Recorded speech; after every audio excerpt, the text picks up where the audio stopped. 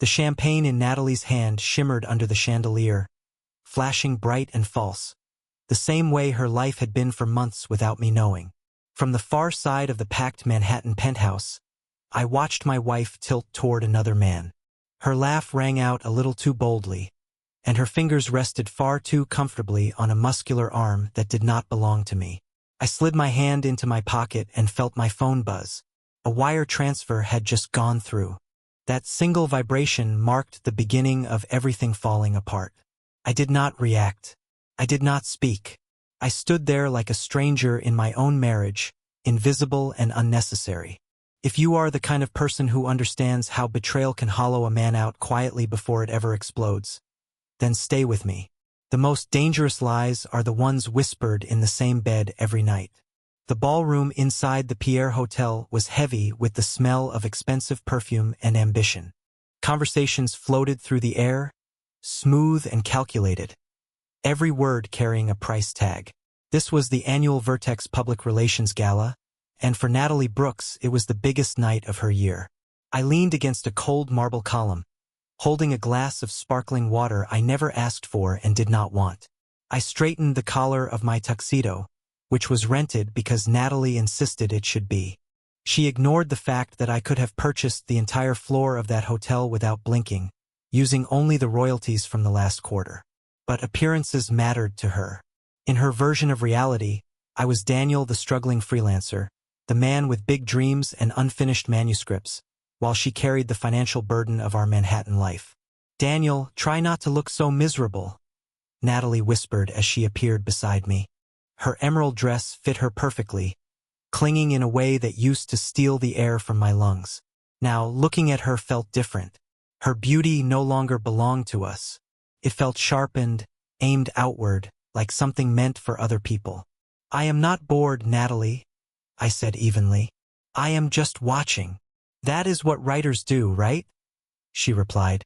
"Well, watch from somewhere else for a minute. Owen is about to come over and I need this to go well." She lowered her voice. "He is considering promoting me to senior vice president." My eyes drifted past her shoulder. Owen, the director of operations, was moving through the crowd toward us. He was tall, confident, and polished to perfection.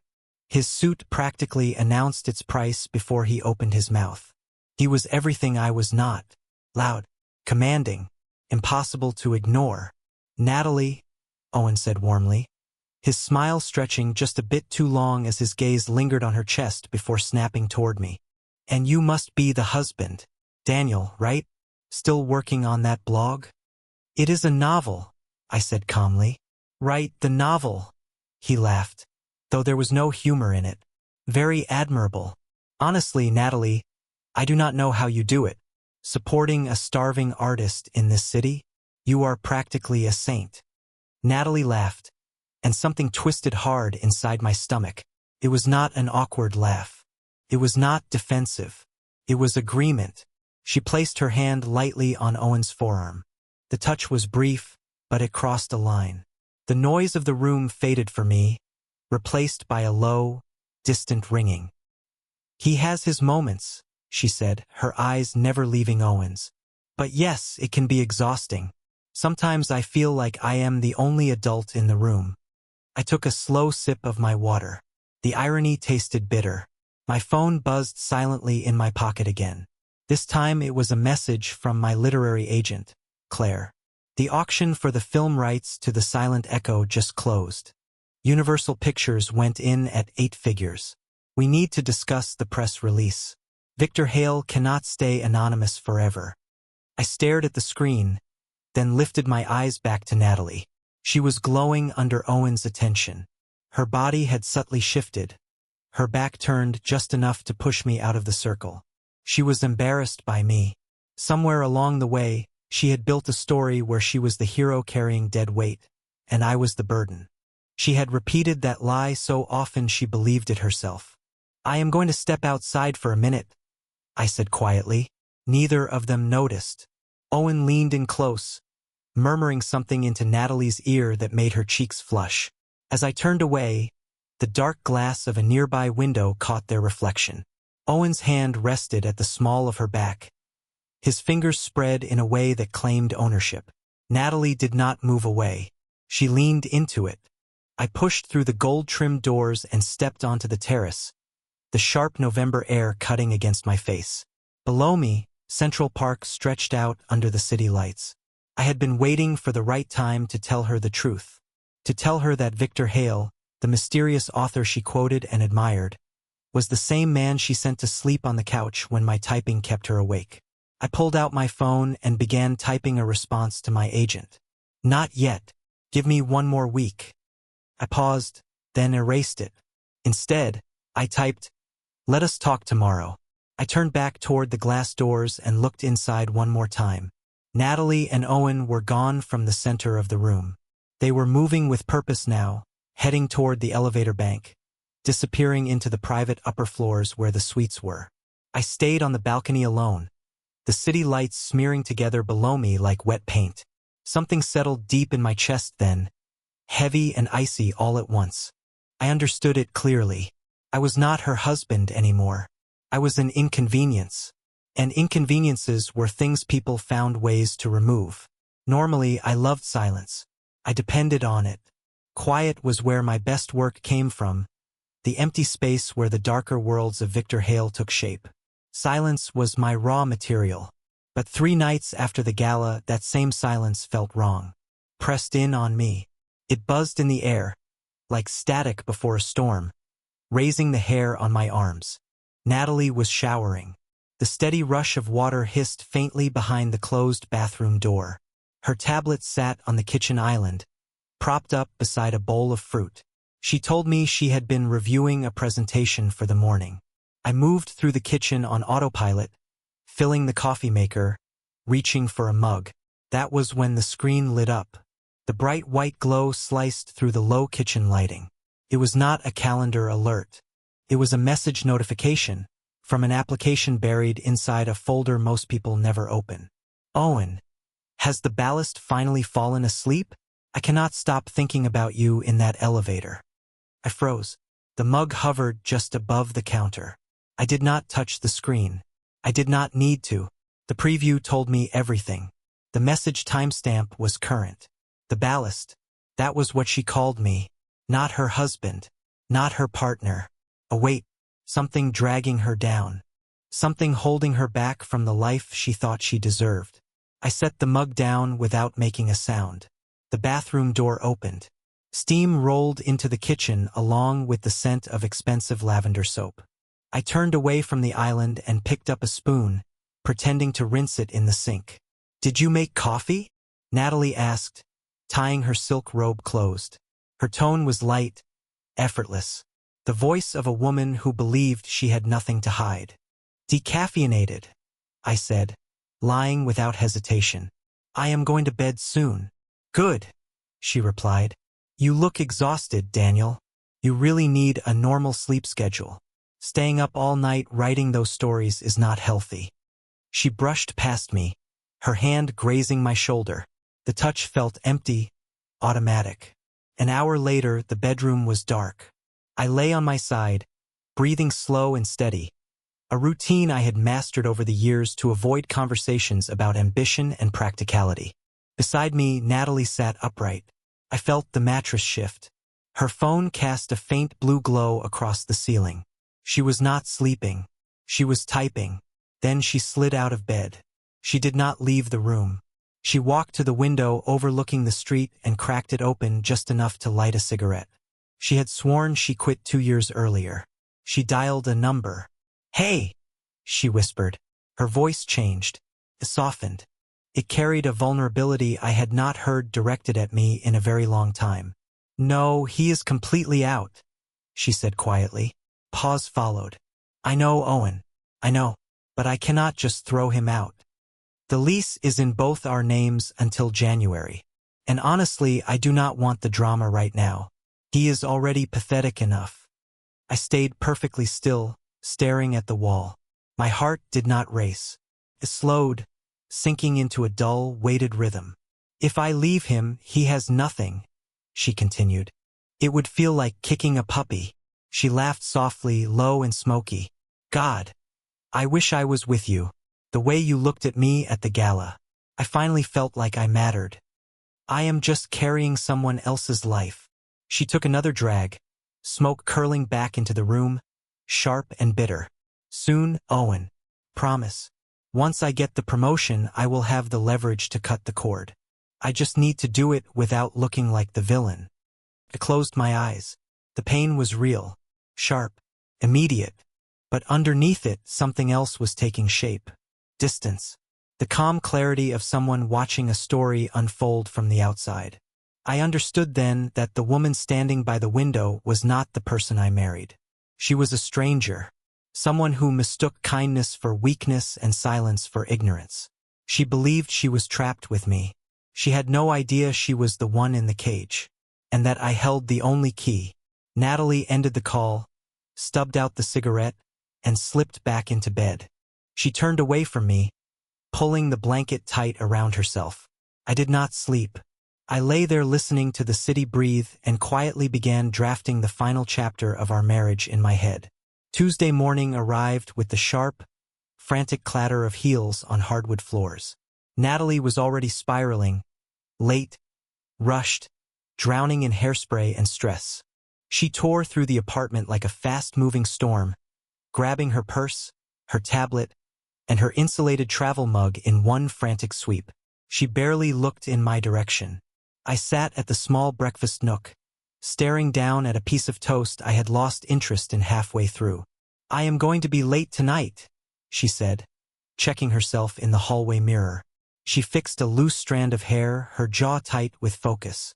"Owen has us staying late on the Verizon pitch. Do not wait up." "I will not," I replied. She did not hear the weight in my voice. She just nodded, pulled the door shut behind her, and the lock clicked into place. The quiet that followed was not like the night before. It was not oppressive. It was expectant. I stood up slowly and rinsed my plate in the sink. There was no reason to hurry. I had already mapped out every step with the same care I used when plotting my novels. I walked into the study, the small, windowless room Natalie had generously allowed me to use as an office. It still felt temporary, like everything else in that apartment. I opened my laptop and started a secure video call. "It is done?" a voice asked through the speakers. It was Leonard, my attorney, and one of only 3 people in the world who knew the real identity behind the name Victor Hale. "She is gone," I said. "Proceed with the separation plan." "Understood," he replied. "All automatic transfers from the blind trust into the joint account will stop at noon today. I have drafted the settlement offer. It is generous, Daniel. More than the situation requires. This is not about what she deserves," I said, my eyes drifting to the bookshelf. My own novels were nowhere to be seen, replaced by public relations awards and decorative objects chosen to impress guests. "I want a clean break. I do not want her chasing me for money. Give her enough to feel safe," I continued, "but end the support for the penthouse. She can handle the rent herself." "Very well," Leonard said. "The car is waiting downstairs." I closed the laptop. I did not pack clothes. I did not bring toiletries. I did not want anything that carried the scent of that apartment. I took only what mattered. My hard drive, my passport, and a small leather notebook I had carried for years. I walked into the master bedroom. The bed was still unmade. Natalie's side was tangled, the sheets twisted where she had slept, dreaming of someone else. I reached into my pocket and pulled out my wedding ring. It was a plain gold band, scratched and worn from years of use. I placed it on the nightstand, right beside the empty space where her phone usually charged. Next to it, I set down a thick manila envelope. Inside were the divorce papers already signed in blue ink. The reason listed was simple: irreconcilable differences. There was no mention of Owen, no accusation, no drama, just the legal paperwork for something that had already died emotionally. I walked into the living room and took one last look at the city stretching out beyond the windows. It was a stunning view, one that cost $12,000 a month. 8,000 of that had quietly come from my royalties, filtered through joint expenses labeled as family support or freelance income to protect her pride. She would learn the real cost of her lifestyle soon enough. I placed my house key on the marble kitchen island. The metal struck the stone with a sharp sound that echoed through the empty space. I put on my coat and walked to the door. I did not turn around. I did not slam it. I closed it carefully, making sure the latch clicked. Downstairs, the doorman, Samuel, tipped his hat. "Heading out for the day, Mr. Brooks?" "Heading out," I said, stepping into the black sport utility vehicle waiting at the curb. "Take care of yourself," he said. As the car pulled away, blending into the stream of yellow taxis and hurried pedestrians, I let out a slow breath. I watched the building shrink in the rearview mirror until it was just another shape in the skyline. I was gone. When Natalie walked into the apartment that Tuesday evening, the lights were off. That alone was not unusual. I often worked in the dark, the glow of my laptop lighting the room. But the air felt wrong, cold, still. "Daniel?" she called out, tossing her keys into the bowl by the door. The sound echoed longer than it should have. She flipped the light switch. The living room was spotless, too orderly. The throw blanket was folded neatly. The blinds were drawn. Then she noticed the kitchen island. There was no manuscript, no notes, no grocery list. Only 3 things sat there: a house key, a gold wedding band, and a thick envelope.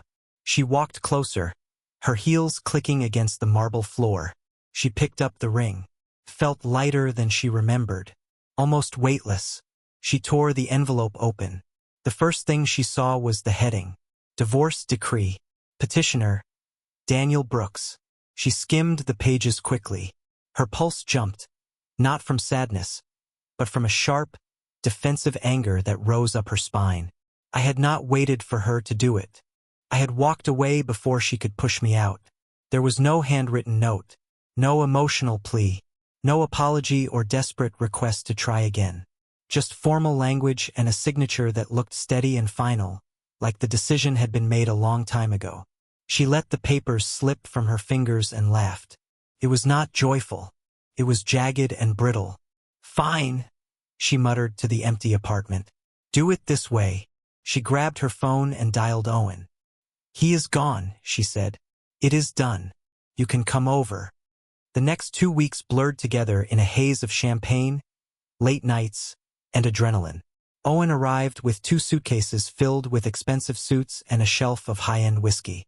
The apartment changed overnight. What used to be quiet, filled with the soft sound of typing and low jazz music, was now loud and crowded, heavy with the sharp scent of his cologne. Natalie told herself this was freedom. This was winning. But the decay crept in quietly. Started small. The trash can overflowed. I used to take it out every night before bed. She suddenly realized she did not even know which day the building collected garbage. The dishwasher sat full for 3 days because Owen did not do chores. Then the first of the month arrived. Natalie sat at the dining table with her banking application open on her tablet. She frowned at the screen. The automatic withdrawal for the rent, $12,000, was pending.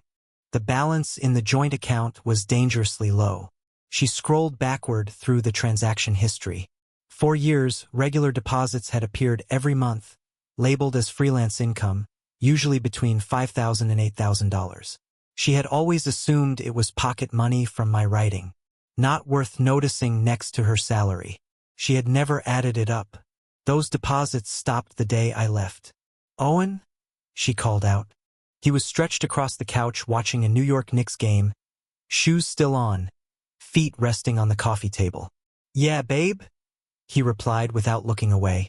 "The rent is due," she said carefully. "Since you are living here now, I thought we could split it. $6,000 each." He finally turned his head, genuinely confused. $6,000, he said. "Natalie, I am still paying for my place in Soho. I am not covering rent twice. Besides, I thought you owned this place." "You always acted like you did." "We lease it," she said, stumbling over the words as heat rushed to her face. "It is a corporate lease. Without me." Owen laughed and turned back to the game. "Wait," he said. "The struggling writer was paying half the rent? I thought you were the one supporting him." You might want to think about downsizing, he added casually. This place is a little excessive anyway. He lifted his glass and took a sip of scotch. My scotch. She noticed a dark wine stain on the rug from 2 nights earlier that he never bothered to clean. The plants in the corner sagged toward the floor. I used to water them every Thursday. The silence she once hated was gone. In its place was noise. A man who filled every inch of space but carried none of the weight. She walked to the window and stared out at the city. For the first time, she understood the trade she had made. She gave up a man who quietly built the foundation of her life for one who was actively wearing it down with polished shoes. The penthouse no longer felt like a prize. It felt like a cage she could not afford to keep. 3 years changed my life the way seasons reshape a landscape. The tight, pressurized air of that Manhattan penthouse became a distant memory. In its place was the clean scent of pine, with smoke and damp earth. I stood on the deck of my home in early spring, watching mist lift slowly off the Hudson River. The house sat hidden among 20 acres of private woodland, built from glass and timber, quiet and intentional. It was the kind of place featured in architectural magazines, paid for outright with a single royalty check from the European sales of the Silent Echo. Inside, a phone rang on my mahogany desk. Not the sharp, demanding ring of a spouse asking about chores. This was a private line. My agent. I slid the glass door shut, sealing out the chill, and picked up the receiver. "Good morning, Claire." "Daniel," she said, her voice buzzing with energy. "Tell me you have read the Variety article." "I have not," I admitted, stirring the embers in the fireplace with a poker. "I have been hiking." "What does it say?" "It says the studio wants to lock in a premiere date for the film adaptation," she replied. "They have the cast. They have the director. But marketing is panicking. They are calling you the 21st Century Salinger," she continued. "The mystery worked for the first 5 books. But for a franchise, they need more than a name. They need you." I watched the flames curl around a dry oak log. For 3 years, this place had been my refuge. This was where I healed. I finally understood something I should have realized much earlier. My value was never tied to Natalie's approval or to the artificial ranking system of New York's public relations world. I was Victor Hale, a name that carried weight in 40 different languages, whether anyone saw my face or not. "I know," I said quietly into the phone. "The networks are lining up," Claire continued, her voice easing into something almost reassuring. "Primetime slots. A sit-down interview. No ambush questions. Just you, your work, and the truth. It is time, Daniel. You do not have to stay hidden anymore," she added. "You did nothing wrong." I rubbed the small scar on my hand, a faint burn from a cooking accident years earlier. I remembered that night clearly. A dinner I made for Natalie. A table set for 2. Food that went cold while I waited for someone who never came home. I was not hiding because I was afraid. I had been hiding because I was recovering. And now the wound had closed. The scar had hardened. "Okay," I said. There was a pause on the line. "Okay," Claire repeated. "You mean yes?" "Yes," I said. "Set it up. But I have conditions. I want it live. No edits. And I want it to air on Sunday night." She exhaled sharply. "Sunday night is the most competitive news slot there is. They would kill for that. Daniel, once you do this, there is no undoing it." The anonymity disappears. I looked around my study. The shelves were lined with first editions of my books. No trophies. No clutter. No pretending. This was my life now. I built it piece by piece, sentence by sentence, without anyone carrying me. "I am sure," I said. "I am done being a ghost story. It is time to be the author." I ended the call and walked back to the window. Somewhere south of me, buried in concrete and noise, the city kept grinding forward. I wondered briefly if Natalie was still climbing that ladder she loved so much. I wondered if she realized the ladder leaned against a wall I built. I smiled. It was calm, genuine. It no longer mattered. The world was about to meet Victor Hale, and Daniel Brooks was finally ready to introduce him. The conference room at Vertex Public Relations buzzed with anxious energy. It was 8:50 in the evening on a Sunday, the kind of hour when the office should have been dark and empty. Instead, every light was on. High-end sushi containers littered the glass table. A case of champagne sat chilling nearby, waiting for a celebration that was anything but guaranteed. Natalie stood near the floor-to-ceiling windows, watching rain streak down the glass. She adjusted the waistband of her skirt to fit a little looser than it used to. The last 3 years had taken their toll. Stress had carved shadows beneath her eyes that makeup could not fully erase. "You really think he is going to hire us?" Owen asked. He lounged in the chair at the head of the table, spinning a pen lazily between his fingers.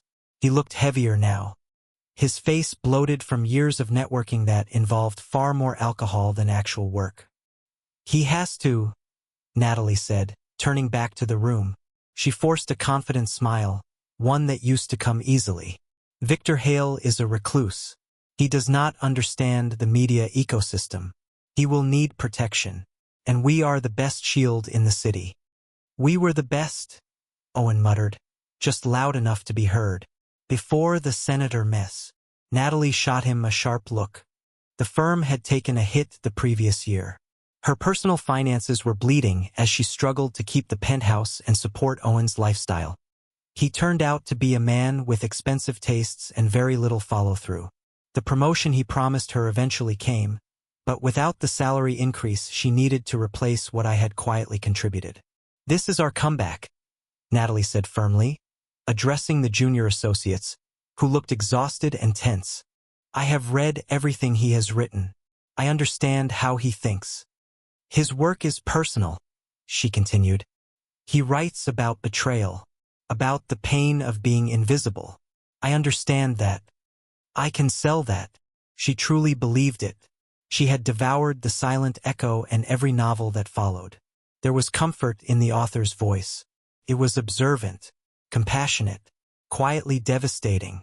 More than once, she caught herself thinking that if she had met a man like Victor Hale instead of me, her life would have turned out differently. Hale was a genius. I had only been a distraction. 5 minutes to air. Someone called from the audiovisual station. The massive screen at the front of the room flickered to life, displaying the logo of the national network.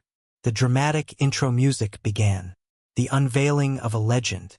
Natalie took a seat beside Owen. Her palms were slick with sweat.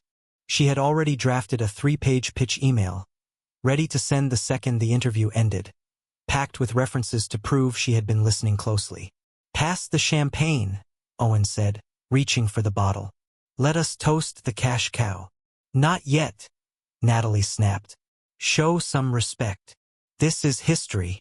On the screen, the host appeared first. She was a legendary journalist, famous for interviews that dismantled careers or cemented legacies. She sat in one of 2 high-backed chairs inside a warmly lit library set, shelves of books rising behind her like witnesses. "Good evening," she said, looking straight into the camera. For more than 10 years, one man has dominated the thriller genre. 50 million copies sold, dozens of awards, and yet no one has ever seen his face. She paused deliberately. Tonight, that changes. The camera began to move. Inside the Vertex conference room, Natalie leaned forward without realizing it. Her pulse thundered in her ears. She needed this moment. She needed Victor Hale to be the miracle that dragged her out of the dull, collapsing version of her life. In her mind, she had already convinced herself that she understood him better than anyone ever could. "Everyone be quiet," Owen snapped, though he was the only one making noise. The screen widened. A man sat across from the host. He wore a dark charcoal suit, tailored perfectly. His white shirt was open at the collar, relaxed, confident. His posture was easy, hands resting naturally on his legs. The camera pushed closer. Natalie's breath stopped. Her mind rejected what her eyes were seeing. The image was familiar, too familiar. The faint burn scar on the hand, the angle of the head, the calm, steady eyes that had watched her for years from across rooms and dinner tables. Eyes that had seen everything. Please welcome, the host said, her voice ringing through the stunned silence. Daniel Brooks, writing under the name Victor Hale. The champagne glass slipped from Natalie's fingers. It struck the edge of the glass table and shattered, but the sound barely registered over the roaring rush of blood in her ears. Shards glittered on the carpet beneath the harsh projector light. No one moved. The silence inside the room was total. On screen, I leaned back slightly, a quiet, unreadable smile on my face. The same expression she had seen countless mornings when she lectured me about ambition and direction. You chose anonymity for more than a decade, the host said, leaning in. Your work earned millions, traveled the world, and was translated into 40 languages. Why stay hidden? I adjusted my cuff calmly. I never wanted fame, I said. I wanted the writing to speak for itself, and being invisible turned out to be a gift. When people think you do not matter, I continued, they show you exactly who they are. A collective breath swept through the conference room. One of the junior associates, a young woman who used to idolize Natalie, slowly turned her head. Her expression held shock, then pity. Natalie, she whispered, that is your husband, isn't it? Natalie could not answer. Her throat felt packed with ash. Her hands clenched the table so hard her knuckles burned. On the screen, the interview continued. Your most recent novel, The Anchor, the host said carefully, explores a marriage that collapses due to disrespect. Is the story autobiographical? Natalie stopped breathing. I paused. Then I looked directly into the camera.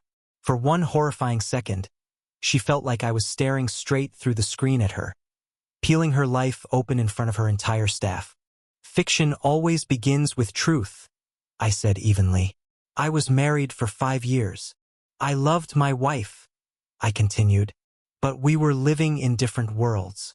She fell in love with a lifestyle, and I became the obstacle in the way of it. Sometimes, I said, the most compassionate thing you can do is step out of someone's path. He is talking about you, Owen said sharply. There was no sympathy in his voice, only calculation. Do you even understand how much money he has? Owen continued. The deal for the Silent Echo alone was reported at $15 million. $15 million. The number hit Natalie like a punch. She remembered rolling her eyes when I asked for a new laptop. She remembered handing me a $20 bill for groceries, like I was a child. She remembered Owen mocking me at the gala, calling me a starving artist. And I had sat there. I had taken it. I had absorbed every insult, every dismissal, and turned it into something else. Gold. He paid for the apartment, Natalie whispered, the truth crashing down all at once. The trust, the freelance deposits. It was all him. You mean we lost the client? Owen snapped, his supportive mask disappearing instantly. You lived with the most valuable author in America, treated him like trash, and let him walk out. Do you realize what this does to the firm? He continued. We look incompetent. I did not know, Natalie said weakly, tears spilling over. He never told me. And for the first time, she understood that I never needed to. He did not tell you? Owen sneered, pushing himself up from his chair as he fastened his jacket. Because he clearly did not trust you. He motioned toward the screen, where I was laughing at something the host had said.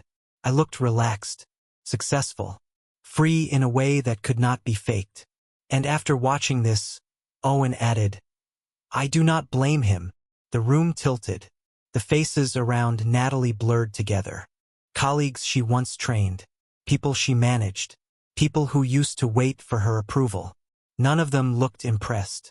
None of them looked kind. Thank you for joining us, Daniel Brooks, the host said warmly. Or should I say Victor Hale? Daniel is fine, I replied on screen. Victor was just a disguise. I am finished wearing it. The broadcast faded out, but the image stayed burned into Natalie's vision. She tried to stand, tried to regain control, tried to say something that might glue the moment back together. Her legs failed her. She collapsed into the chair as the sound of Owen's footsteps faded down the hallway. He did not look back. He left her surrounded by the wreckage of her ambition. February in New York showed no mercy.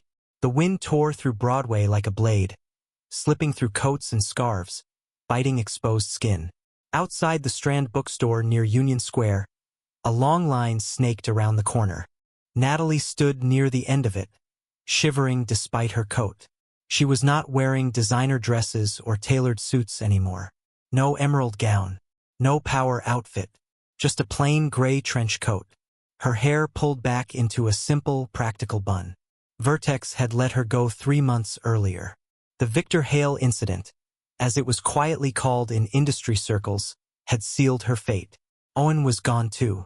The moment the money dried up, he vanished. Left for a competing agency. Took his espresso machine and his empty promises with him. She clutched a copy of The Anchor tightly to her chest. It was a hardcover. First edition. She did not buy it to read it. She had lived it. She bought it because she needed entry. 2 hours passed before she reached the doors. Inside, the warmth wrapped around her. The smell of books and coffee filled the air. A respectful hush settled over the crowd. At the far end of the store, behind a table draped in black cloth, I sat. In person, I looked different than I had on television. Healthier. There was color in my face. Ease in my movements. I laughed as I spoke to a college student, signing her book with a flourish. The sound was real. It was a laugh Natalie had not heard in 5 years. The line moved. Her heart pounded like it was trying to escape her chest. She rehearsed apologies in her head. I was wrong. I did not see you. I missed the quiet, not the money. Next, the security guard said, waving her forward. She stepped up to the table and set the book down. Her hands shook. I finished a sip of water, placed the bottle aside, and looked up. "Hello," I said pleasantly. "Who should I make this out to?" Then I stopped. My smile stayed in place. But it changed. The warmth vanished, replaced by something neutral. Professional. Polite. The look you give someone you barely remember. The silence between us lasted only a moment, but it felt endless. "Natalie," I said calmly. No anger. No bitterness. Nothing. "Daniel," she whispered. "I saw the interview. I just wanted to." Her voice broke. She had no words big enough.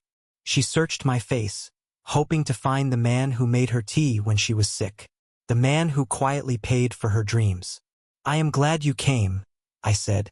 I opened the book. I did not look at her. I looked at the page. "I hope you are doing well." "I am not," she said before she could stop herself. "I lost everything. Owen left. I lost my job. I live in a studio apartment in Queens now." My pen paused for a fraction of a second. Then it moved again. "I am sorry to hear that," I said, my tone measured and distant, the same tone I used with every reader. "You are resourceful, Natalie. You always liked climbing. You will find your way." I closed the book and slid it toward her. "Daniel, please," she said, reaching for my sleeve. The security guard stepped forward immediately. "Ma'am, please keep the line moving." I did not stop him. I did not reach out. I looked past her, toward the next person waiting. "Next, please," I said, my voice warm again. She stood frozen. I had not raised my voice. I had not scolded her. I had done something far more final.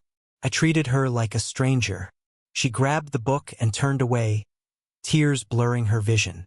She pushed through smiling fans, out the doors, and back into the sharp cold of the street. Under a street lamp, she opened the book. She expected something. A sentence. A memory. An acknowledgement of the years they shared. In blue ink, written clean and confident, it said, "To Natalie, best of luck. Victor Hale."